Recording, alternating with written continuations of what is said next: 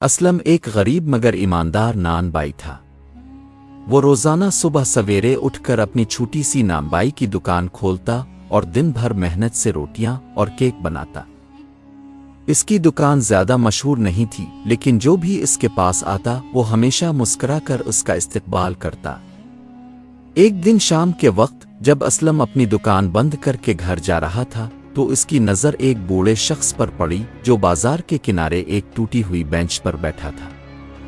بوڑھا شخص بہت کمزور اور بیمار لگ رہا تھا۔ اس کے کپڑے پھٹے پرانے تھے اور وہ سردی میں کانپ رہا تھا۔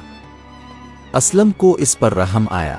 وہ جانتا تھا کہ اس کے پاس زیادہ پیسے نہیں ہیں اور آج کی کمائی سے صرف ایک روٹی بچی تھی جو وہ گھر لے جانا چاہتا تھا۔ لیکن جب اس نے بوڑھے شخص کی حالت دیکھی تو وہ اپنے دل کی آواز سننے پر مجبور ہو گیا۔ وہ آہستہ سے بوڑھے شخص کے قریب گیا اور نرمی سے بولا، بابا شاید یہ زیادہ نہ ہو مگر آپ کی بھوک مٹا سکتا ہے۔ اس نے اپنی آخری بچی ہوئی روٹی بوڑھے شخص کے ہاتھ میں رکھ دی۔ بوڑھے شخص کی آنکھوں میں آنسو آ گئے۔ اس نے روٹی کو دیکھا، پھر اسلم کو، اور کانپتی ہوئی آواز میں کہا، بیٹا اللہ تمہیں ہمیشہ خوش رکھے۔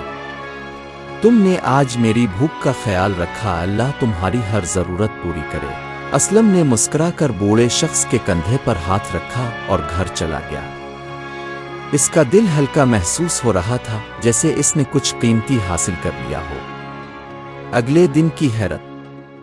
اگلی صبح جب اسلم اپنی نان بائی کھولنے پہنچا تو ایک شاندار لباس میں ملبوس ایک تاجر دکان میں داخل ہوا۔ وہ دیکھنے میں بہت باوقار اور امیر لگ رہا تھا۔ تاجر نے اسلم کو غور سے دیکھا اور کہا، کیا تم وہی ہو جس نے کل بازار میں ایک بوڑھے شخص کو کھانے کے لیے روٹی دی تھی؟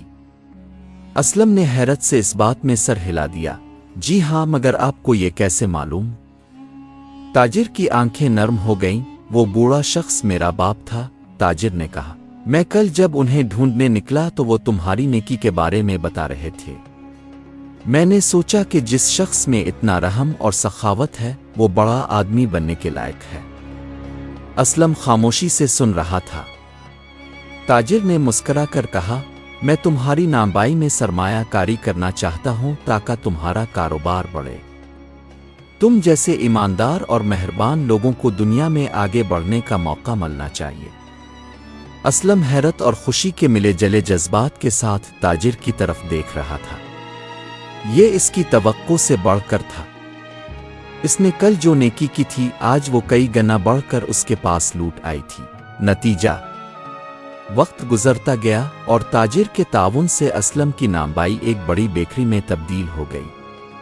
اب وہ پہلے سے زیادہ لوگوں کو روزگار دیتا تھا اور اس کی دکان پورے شہر میں مشہور ہو چکی تھی۔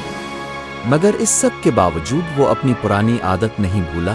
وہ آج بھی روز ایک روٹی ضرورت مندوں کے لیے رکھتا تھا، کیونکہ اسے معلوم تھا کہ نیکی کبھی ضائع نہیں جاتی۔ Subscribe and click bell icon for more updates.